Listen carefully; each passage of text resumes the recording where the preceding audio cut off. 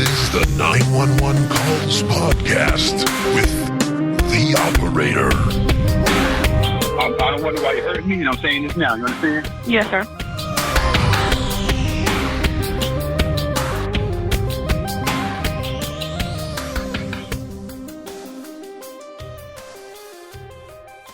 Good day, Jessica.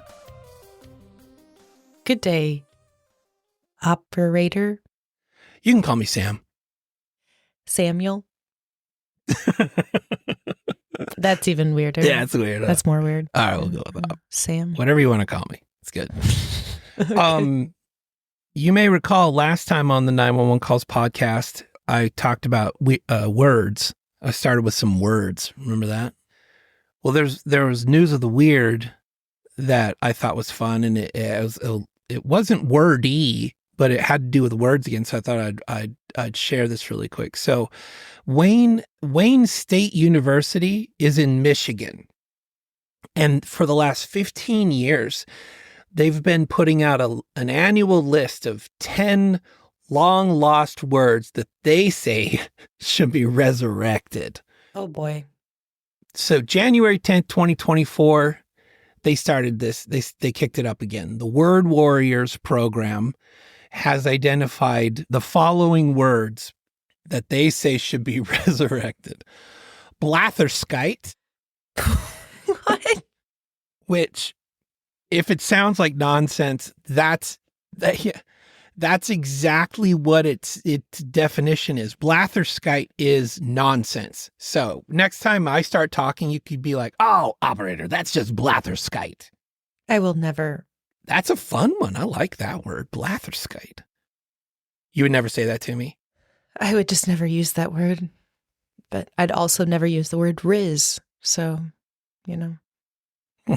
You just did. Zing. Anyway. Here's another one. Kerglaff. Kerglaff means the shock felt upon diving into cold water, which is often how I feel when I start the uncut. It's just every time we record. It's a Kerglaff of blatherskite is what the uncut is. Do you think they're trying to bring that word back because of all this ice bath stuff that's popular? Oh yeah, because it's like the trend. It's like you want to lose weight. Like, I don't know if you've seen it. There's a dude on Instagram, and I keep seeing the video. People keep reusing it, but they're like, there is nothing that loses fat faster on the human body than getting in ice water. And he's got all these statistics. It's crazy. It's compelling, and it makes you want to get in ice water, but I have yet to do it. I have not heard the weight loss portion, but I have heard that it's like equivalent to doing cocaine. That's kind of the thing, is it puts your body into overdrive. And the amount of calories you can burn from getting into an ice bath is apparently ridiculous. I don't know. And it's really good for you. Like the body secretes chemicals. It's, I don't know. Chase said the cold showers. I always end my shower cold. I don't know why. It's because you have children. That's why they all take their showers and baths before you get the chance, mommy. Right? I get the end of the water heater. Exactly. Terry Juno in the back door says, Jess with the cocaine facts. That's not why I said that. That's true. Okay. It's true. Anyway, this is not the uncut, so keep going. No. This is all leading somewhere in. How about this word? Raw gabbit. Man, I love these words. Raw gabbit. That's a person who speaks confidently but ignorantly. Hang on. Did they make this list? Is this custom tailored? I don't understand what's happening right now. Raw gabbit. That sounds eerily like someone we know that may be on the podcast right now. Oh. It rhymes with Pam. Samuel. Here's one. This one's fun. Pocky. Pawky. Pocky. Having a cynical sense of humor. I think you're kind of pocky. You're pawkish in nature, maybe. Cynical sense of humor. I'd say, yeah. Who's the most cynical sense of humor person that we know? What's cynical mean? I'm just kidding. It's that whole, there's always one cynical friend in the group, and if you don't know who it is, it's probably you.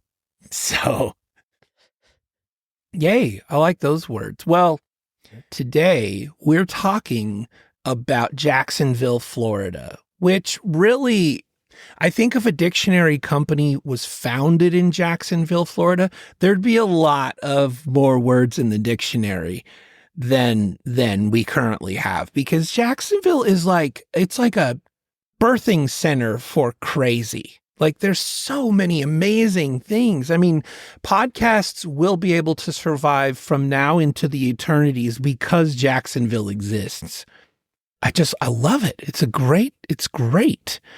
But in particular, we're talking about April 11th, 2022. Now, little heads up here. This case is still kind of unfurling, so I get a bit grumpy with this kind of a thing because the case is still like in the court system and everything. It's not baked. All of the answers aren't there completely yet, but it was just very compelling. It's very interesting. So I thought I'd cover it. So this is April 11th, 2022 from Jacksonville, Florida. Now you're probably thinking, oh, he's going to talk about the Flagler College baseball coach, Dave Burnett, who won the 1,000th game. Go Lions, right? No, I'm not talking about that. I'm not talking about Flagler College. You might also be like, oh, wait, he's going to talk about the FAA saying that lasers from people's pen lasers on the ground have reached a record high of people flashing lasers at aircraft in the sky, like commercial airlines, where they try to like laser the pilot in the window. Specifically in Jacksonville? Yeah, apparently Jacksonville's like the hotbed for green lasers in the eye. Okay. For pilots. So they're mad about it. But, they're in a commercial airline, not exactly the kind of airplane that you can like circle the area and then like land right where the laser. You don't want to do that. So a bit of a disconnect between closure for the law enforcement on the laser thing and it happening. But I guarantee you, most of the laser incidents are probably some kid named Kyle. And he's so bored. He's like, hey, you know what? We should go blind some pilots. Let's do that. He's like, wait, hold on, dude. I need to punch another hole in the wall. Grab your monster. Let's go. Poor Kyles. So anyway, yeah. Poor Kyle. I'm sure there's some Kyles out there that buck the trend, but probably not. All right. So let's talk about who we're talking about today. Our perp in this case is named Aubrey Lumpkin. And if you're picturing a little tiny, like, white girl that probably was a cheerleader in 2003 and all that things, and she's living her best life and her kids are her world, but grandma has custody, you'd be wrong. Aubrey Lumpkin is a 46-year-old black dude. Yeah, that's right. And I'm guessing his name's Aubrey, and he's got a rap sheet that's pretty long. I'm wondering how many of the crimes that got committed were because somebody made fun of his name and he threw down. I wouldn't blame him if there were a lot of things in his criminal record that had to do with somebody teasing him. Because, oh my gosh, I know there's guys named Aubrey and Sandy, and I don't know, nowadays there's a whole lot of dudes named Jessica too. So, I mean, you do you, boo. But I feel for him in that one regard. I'm sure it wasn't easy growing up with the name Aubrey. But Aubrey Lumpkin's criminal history is extensive and varied, characterized by a series of drug-related offenses and robberies, both of those which don't really smack of somebody making fun of your name. Those are kind of self-imposed, I'm going to go out on a limb and say. So his rap sheet includes multiple arrests over the years, 9 years in prison complete before we roll into April 11th, 2022. painting a picture of a life that is frequently entangled with the law. A report suggested that Lumpkin's criminal activities were not just one-off events either, but they're kind of a pattern of behavior that continued over a significant period of time. So he's no shy violet when it comes to violating the law, and the law enforcement agencies are aware of Aubrey as of this date. So let's talk about our Vics, or our victims, as they say. I was using law enforcement parlance there. Vic. The Vics are an elderly couple in this case. The couple, there's been quotes about the couple. A neighbor mentioned, quote, "They were the kind of people who always said hello." And they were just friendly and approachable. And this brings me to a topic that I wanted to mention. Chase, I'm going to open the forum up for you as well, Chase. I want to start this with a statement that is, if I die, please, for the love, never say that my smile lit up a room. Don't say that about me. I'll be... Oh. Yeah, just trying to think like what. You can't say that about someone that has a resting bitch face. I'll just say her smile burnt down a church. And so did her racial intolerance. No, I'm kidding. No, that is like the most cringe thing to say when someone dies. I mean, all you have to do is listen to any other podcast and listen to the pandering that happens when somebody dies. And I get it, but history, like that moment is always whitewashed. Like we lose all the character definition of an individual, and all we know about them is that their smile lit up a room. They had all the goals in the world, they were on their way to doing something. They had touched so many. And I don't know, like, when it comes to like my obituary or, like the character witness statements at my funeral, is that what they're called? At my funeral. But I don't know what people say, but I just don't want his smile lit up a room. I don't want that one. His smile closed his eyes.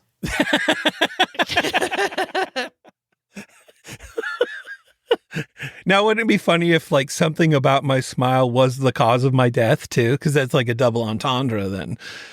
Jess, what were you going to say?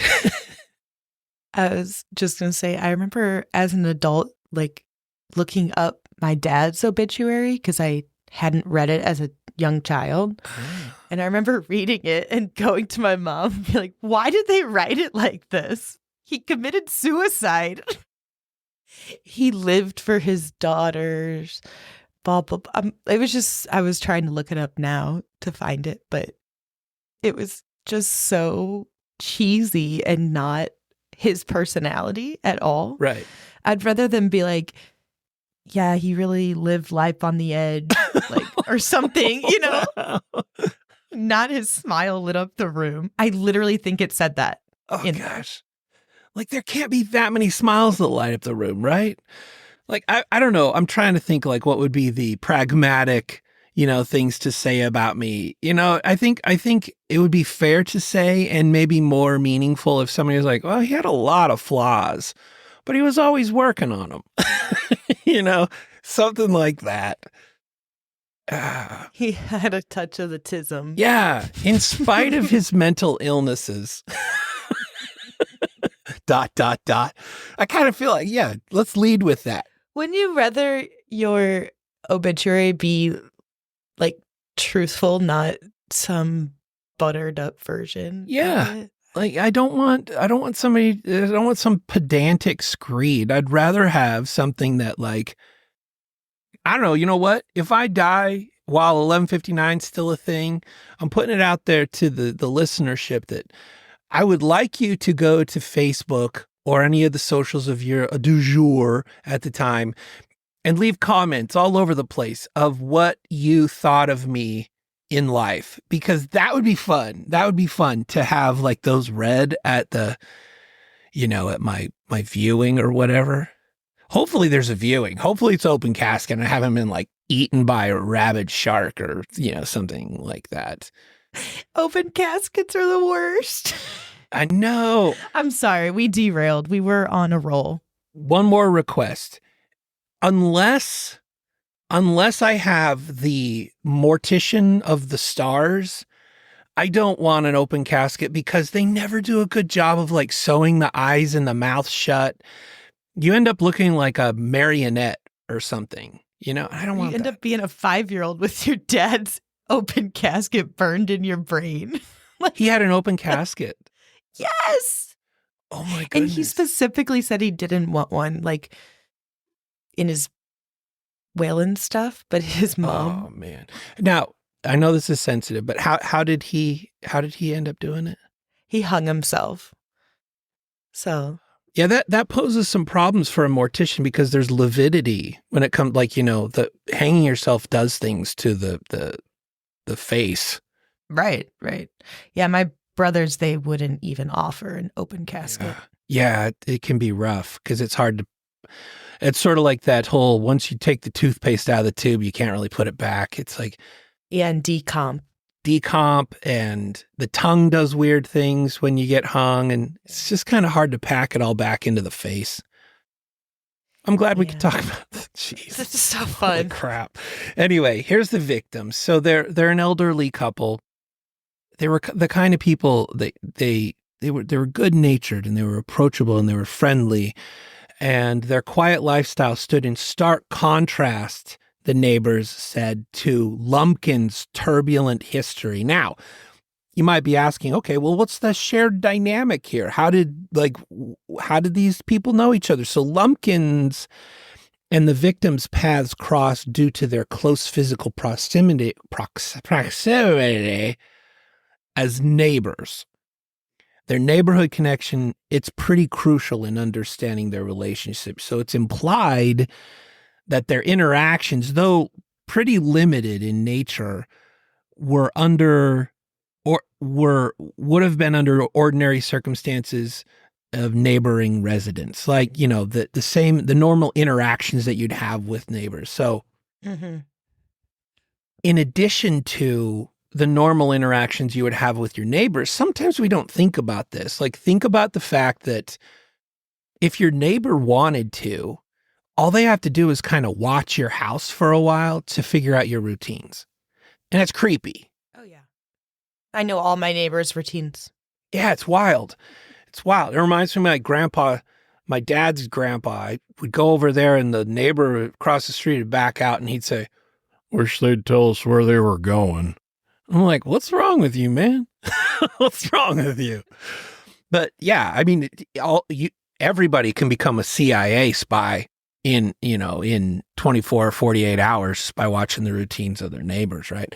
So this was probably a contributing element in how things ended up going down in this case. So Lumpkin had unique insight as the neighbor into the routines and the goings on of all of his neighbors in this case. So this one, other than that backstory, we're going to jump right in with this because this is a really wild ride. And it's a unique 911 call in that this call comes from Aubrey Lumpkin, not from the victims. Oh. But remember, Aubrey Lumpkin's the perpetrator in this case. So, Okay. That's a different side. We normally don't get the criminal. yeah, it's very, very rare that we get the perpetrator calling 911. So let's dig in. Let's see what this perp has to say, shall we? We shall. Okay, here we go. Clark County 911 Touch Emergency. Hello, how you doing? First of all, I'm a piece of shit. I need medical assistance out here for this elderly couple. I'm turning myself in. Okay, what's it for? Yeah. Yes, I thought family, they know me. And I'm turning myself in. I know the family. Okay. right? Breathing? They conscious and breathing, but they need medical assistance. Well, let's get rescue on the phone for you so you can let them know what's going on so they know what to Okay. send. Okay. I don't want nobody hurting me, and I'm saying this now. You understand? Yes, sir. Okay, I'm saying this for the record. Fire rescue. What's You the know, address of your emergency? I'm just saying it on record. I don't want to be hurt. I'm turning myself in. Fire rescue. What's the address of your emergency? I'm turning myself in. It's the send and what's going on? Was it an assault, sir? I'm just turning myself in. Okay. Are they breathing? Yeah. Are they wet? They breathing. Yes, they're breathing. They was just talking. Okay. They were just Due to talking. that, I don't know what he's done. Okay. Make sure they stage. All right, Sheriff's Office, we're going to stage. They're right Sir, here. what is your name? Okay, sir, we're on our way. I need your name.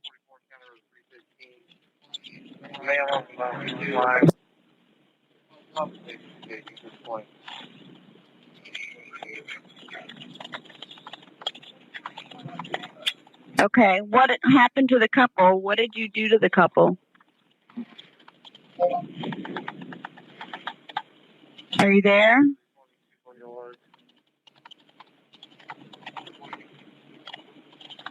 All right, Sheriff's Office, we're going to stage. Just give us a call. Okay. Sir, are you there? Hello? Hello? Sir? I don't know. Okay. That's what we have to go on. So he wants to give himself up, but then he's not helping them. He's not okay. And there's so many things. Like there's a handful of things to unpack with this call. One of them being, I don't know, every time he was trying to insert some kind of legalese speak about, I'm turning myself in. I want that to be on the record. I don't want to be hurt. I don't want to be hurt. You know, like by saying that checks the boxes that the cops are like, okay, guys, let's go to the house. Don't hurt him. We can't hurt him. Like if he puts up a fight, if he has a weapon in his hand, for a myriad number of reasons, if they deem him to be a threat when they show up, that doesn't matter what he's saying about, I don't want to be hurt. Now, I got to give him credit for calling and turning himself in. I mean, that's a thing. Yeah, I need to know what happened because these, like you said, these were well-liked elderly people. Yeah. Yeah. And so this is a weird one. So the victims in this case are Michael and Joyce Bramer. And guess what they had been doing? Sitting there. They were watching Wheel of Fortune. And suddenly Pat Sajak is like, we'll be right back. And then guess what they hear? If you say ads. Ads. That's what they heard ads. Because he said, we'll be right back. And so insensitive. I know, but just like Pat Sajak, we got to pay the bills. So here, man, it is awkward, but we got to pay the bills. Here's some ads. Okay, we're back. Sorry about that. You're an ass. You know, a side note, a lot of people leave reviews and they're like, Jess is different than Kent and Jack, you know, and I've made the mention before where I'm like, we're trying to get this back to this straight man, funny man kind of thing on the show. And Jack was a straight man, but he was also dark and brooding and you know, and he loved me in his own way. So it was manifested itself in a unique way on the show. It was an interesting dynamic. Kent was extremely funny, but also had a disdain for me. And so it showed up in a different way. And, you know, it was endearing. And I don't know if you love me. You're doing a really great job, Jess. And it manifests. You're doing your job. And you know what? You're doing a great job. You're doing a really great job. I'm really proud of you. For those that don't know, we're starting to produce a lot of reels and shorts and social media content that if it's not out when you're hearing this, it will be out in droves very soon. We've got a library, a catalog that we're building. I'm dreading it. Our social media editor, she reached out. No. This is funny. I know her dad. And she reached out to her dad and was like, so Dad, I don't quite know what to do because I'm doing the editing for Sam's show. And like, he'll be talking about something. And then the camera will like cut to Jess. And she looks like she wants to kill him. But I think that might be bad for the show if we show, but I don't want to like not have her on. I don't know what to do. And the backstory that I had to explain to her was, you spent so long on the show just being the producer. So you're like the executive mime in the background, like cut, move on. That was your job, was to kind of to do all that. And now that you're on the show and you're not muted, now you got it. Now you're feeling this out, and I appreciate that about you.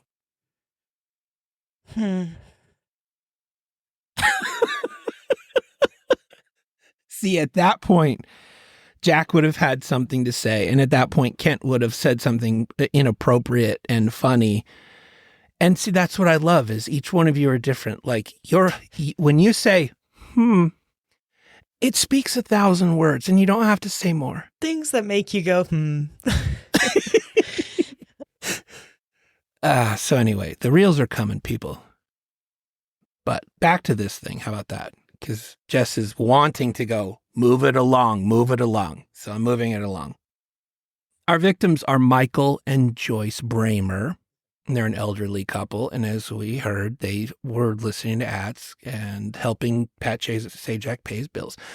Aubrey Lumpkin, in a deeply troubling series of events, here's how it went down. He broke into the home of Michael and Joyce Bramer. He bound them with duct tape and then held them captive over several days. What? So it's assumed that the morning of, because all this went down on April 11th, 2022. But there's, again, as I prefaced at the beginning of the episode, this thing's still in the courts. So we don't have all the information, but it's assumed at this point that he had them held captive for several days. So let's just rewind and say, like, the morning of April 9th, he breaks into their home and holds them captive. He ties them up with duct tape. The couple endured not only being tied down and everything, but endured extreme neglect. It resulted in dehydration and malnutrition and physical injuries. Now, again, if you're dehydrated, you can run a clock on that. That's several days. Yeah, because they wouldn't say they were dehydrated if this had just happened over the course of 24 hours. Wouldn't malnourished be more than a few days as well than even water? It'd be more days, probably, because the body can only go 3 days before it dies of not having water. So we can kind of put the window in there of if he was giving them water at all or anything, we know they'd be dead in 3 days. So somewhere in that window of 2 to 3 days prior to that, probably. And malnutrition there's signs indicative of malnutrition that can show up within a couple days of not eating anything. So this is terrible for a podcast, but I'm going out on a limb. Yeah. So allegedly it was several days, but they don't know exactly. Right. And there'll be more information that comes out as this case navigates its way through the court system. But the ordeal ended. Lumpkin's actions were premeditated in this case, and they were executed with a disturbing level of precision. Again, think of your neighbors and think of enough that even out of the corner of your eye, if you start seeing that the routines are off, it makes your head turn. Like, these people had to have had some routines where the neighbors were probably like, it's kind of weird. usually Michael or Joyce Bramer, they check their mail once a day or something. Things or like papers piling up on the front doorstep or whatever. If we were living in 1988, I don't know. So this all ended when Lumpkin, maybe grappling with his conscience, turned himself into police. So this led to the discovery of the couple in their dire state. Additionally, and this is where things take a pretty significant twist, which again is why this is still in the court system. This probably would have been one and done had it been just for the kidnapping or holding them hostage. But additionally, after his arrest, he confessed to a separate incident, the murder of his girlfriend 2 years earlier, and he disclosed the location of her body. So Aubrey Lumpkin, in addition to the home invasion, confessed to murdering his girlfriend 2 years earlier prior to the incident. That would be 2 years earlier. So prior to the incident is 2 years earlier. He revealed the location of their body, which was buried in the woods behind the property where the couple was held captive. So again, we don't have all the details, but we could paint a picture of he kills his girlfriend and then at some point lugs her body to behind his neighbor's house and buries her. He was charged with manslaughter and tampering with evidence in connection with her death, and he's admitted to impersonating, get this, impersonating his deceased girlfriend in communications with her parents to obtain money. Oh, gosh. Yeah. So it adds like more layers to this. And I don't know if it's the empathic part of me or something, but I'm like, this doesn't even smack of a normal psychopath, you know? Right. What's wrong with this guy? Like he murders his girlfriend, buries her body, and then continues communications with her parents to obtain money. First, that tells me that he's fully aware of what he's doing and he's working strategically. And then he kidnaps his neighbors, holds them hostage for several days without a plan.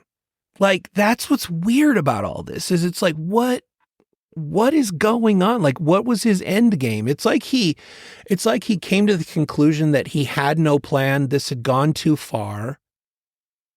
But also then like what prevented him from finishing them off like he finished off his girlfriend? So it causes you to question what caused the death of his girlfriend. Was it a fit of rage? Right. Or whatever. We don't know yet. I feel like I say this every time now, but he obviously was involved in drug use, probably. Yes. Yeah. Drugs are cool until they're super not cool, guys. It reminds me of a meme I saw the other day of a very disappointed man sitting there staring off into the distance, and the text on it said, "The look you have when you're watching all of your friends who signed that DARE commitment in 6th grade doing drugs now." Oops. What's funny is that would be me. I'd be like, bro, I remember 6th grade. You signed that. I remember you had an HB pencil. It was, this Transformers pencil. I watched you do it, Tim. Your name's on that contract, and here you are, smoking weeds. Smoking the weeds. Oh, man. Yeah. Just so sad. It is very sad, though, that it takes a hold of people like that. And he planned out, obviously, maybe not the girlfriend, but these elderly people that he lived near and was able to watch and quickly realize that he could hold them captive. You need to check on your parents, people. Yeah. Makes me think I got to check on my parents right now. My sister's in the back door access. The sisterator's back there, and she's probably thinking the same. So, Katie, if you get to it before me, call Mom, call Dad, just make sure they're all right. And then I'll do it after I get done recording. Thanks. So, did I miss these people lived? Yeah, they lived. Yep, they lived. They were old to begin with. Again, so all of the this is what's aggravating. Even in like the comments that I found on the art of other readers reading the articles that talk about this case, they're like, this is tragic that there's so little information on this still. Like it ends June 9th of 2022 was the last update on this case. And I kind of have to believe that this thing's matriculated its way through the court system a bit more since June 9th, 2022. I mean, there's not, the girlfriend's dead. He's confessed. You know, all parties have given all their statements. This can't be like a real deep investigation. I don't know. We're not dealing with COVID, so we know the court system's not in free fall, you know. So I don't know. Right. But just to rest assured, I've added Aubrey and his case to my alerts that I have wired up so that I can get updates on him as a perp. If you'd like to do the same on Aubrey or somebody in your life who's a perpetrator, go to VineLink. You can find all that information at VineLink. If you go to vineapps.com or just Google VineLink, you can find someone that's in the perpetrator, the incarcerated database. It does it by state. So all you have to do is you go there. And if you're worried about doing it and you're like, oh, well, what if, you know, they come in the room, there's a quick exit button actually on VineLink. And I love it when these kind of sensitive websites have this kind of thing, but there's a quick exit button. If you click that exit button, it not only kills the web page, but it erases it from your history. So if you lived with Aubrey and you're like, I want to find out more about this guy before, you know, what kind of a Tinder date am I on? Quick exit. Aubrey's like, what are you doing? And you're like, nothing. I was looking at Temu. So we're all safe. So check out VineLink if you want. You can find your perp in the system and then you click get notified and you can have notifications sent to your phone or through email. I think they do smoke signals as well. There's a whole bunch of ways that they can communicate with you. So I've got him on our list. I'll give updates as things come on Aubrey Lumpkin.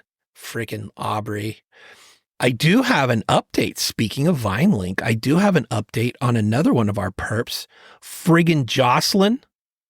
Hold on, before you get Jocelyn, do you know who else's name is Aubrey? That's very famous. Aubrey Luntz. Drake. Who? Drake. Oh, Drake's real name is Aubrey? Mm-hmm. Oh, man. I just thought of that. I don't know. Well, no wonder. He kept saying his name over and over. Yeah, I'd go by Drake too, right? I would go by Drake. I probably do different music than Drake, but I would go by Drake for sure. Here's my fun fact. Okay, I like Jocelyn. Yeah, Chase. I'd go by Degrassi. Chase says I'd go by Degrassi. Haha, it's funny. Fun fact on that, you know, it's interesting to note how many of the current celebrities that we have that were on like little kid shows, they were on shows before, you know, we knew them as adults. It's interesting how many of them are piped through the different kind of child trafficking system. Anyway, I'll give you more updates. Friggin' Jocelyn. Jocelyn has been released from prison. Also, it shows that her parole or any monitoring has been terminated as well. What? Which typically means she fulfilled the extent of her, you know, time in prison and her, what do you call that? Remind me what did Jocelyn do? I don't remember. Jocelyn was the one that came home and she just left her kid at home and went out and partied and stuff. Oh. And then came home and tried to blame it on that her babysitter left. Mm-hmm. And there was no evidence that there was ever a babysitter there. She gave like 3 different names for the babysitter. So anyway, Jocelyn's back at it. A rap sheet a mile long. So this sounds a bit jaded, but you could take bets on how quickly I'll get another VineLink update on Jocelyn because she can't seem to. Freaking Jocelyn. For whatever reason. friggin' Jocelyn. That's just what I like to call her because I want the best for her, but she doesn't want the best for her. And that's where the rub is in helping Jocelyn. So all we can do for Jocelyn is talk about her on this podcast. And I guarantee you, she doesn't even know we're talking about her. So that's a problem. Oh, boy. And if you are, do better. Can you imagine, though? Like, you get your life together, and one day you're listening to the episodes, and you're like, what the heck? What the heck? These people have been tracking me for all this time? Ah. Oh, man. Maybe one day I'll update friggin' Jocelyn's update with actually having Jocelyn on here. I'm going to wait until she just doesn't have a passel full of excuses, though. Like, you know, when she's landed finally. Maybe that'll be the day. We're watching you, Jocelyn. Jeez. Anyway, I have a happy ending. I'll give you a happy ending while you chug your soda from Quick Trip. What's in the soda? Is it just soda? First, let's preface that. Yes. Okay. I only really drink soda when it's a fountain Coke. I see. Okay. Are you the kind of person that pushes the other little additive buttons like, oh, I want lemon in it? No, you don't do any of that. Yuck. Yeah. You're straight Coke. Do you have QTs?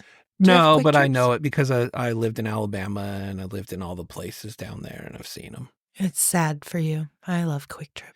Yeah, we've got other ones here. We've got Fast Eddie's, which is sort of like it's a mini mart of sort. They're really clean, really nice. They usually have a really big car wash and, you know, you could live at a Fast Eddie's for a while if you wanted. Does it have a cafe like where you can? No. If you're looking for a cafe, you got to upgrade to Mother's. Mother's is like a truck stop. And I think I've said it before, when they built Mother's, I think what they did is they said, let's build the most amazing bathrooms you can ever have and then build a whole gas station place around that concept because Mother's bathrooms are like, you could eat off the floor. That's how Love's is for us. Love's is the same way, yeah. Yeah. But yeah, Quick Trip is, first of all, there's a Quick Trip on like every other corner. It's like a Walgreens or CVS. Okay. So it's like churches in Utah. Yeah, they all upgraded to like, you can pick, like, you want a pretzel, you want ice cream, you want a toasted sandwich. Wow, they got everything. You want a pizza.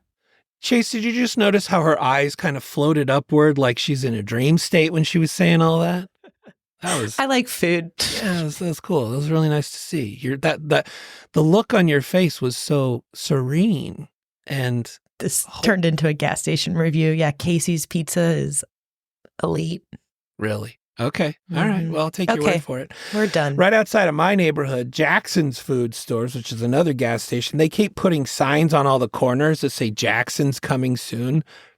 They just keep moving the signs because it's been like 10 years and they just keep moving the sign from corner to corner saying it's coming soon and they don't ever come. So screw you, Jackson's. I don't know what your deal is. I'm just saying there is nothing better than a Casey's breakfast pizza after you've been drinking all night. Wow. It just hits the spot every time. Jess's life is Winter's Bone. Watch the movie, then you'll know. What is Winter's Bone? Is that a movie? You gotta watch Winter's Bone. And then you'll be like, oh. All right, happy ending.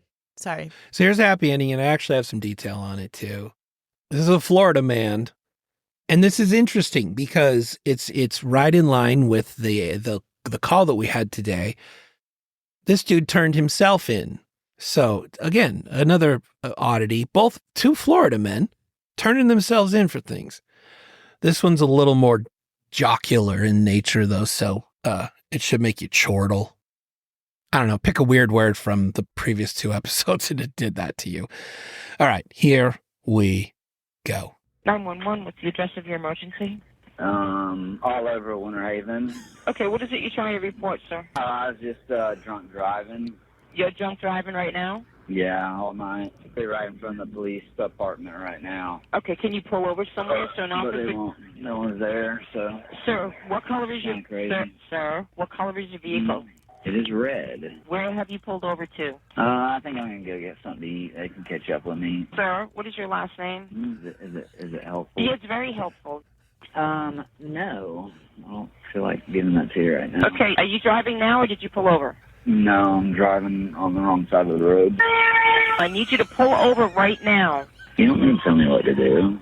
Sir, you're on the wrong side of the street. You may hurt somebody or yourself. Look, I'll park in the middle of the road. No, I want you to pull into a lot. You know what? You don't have to.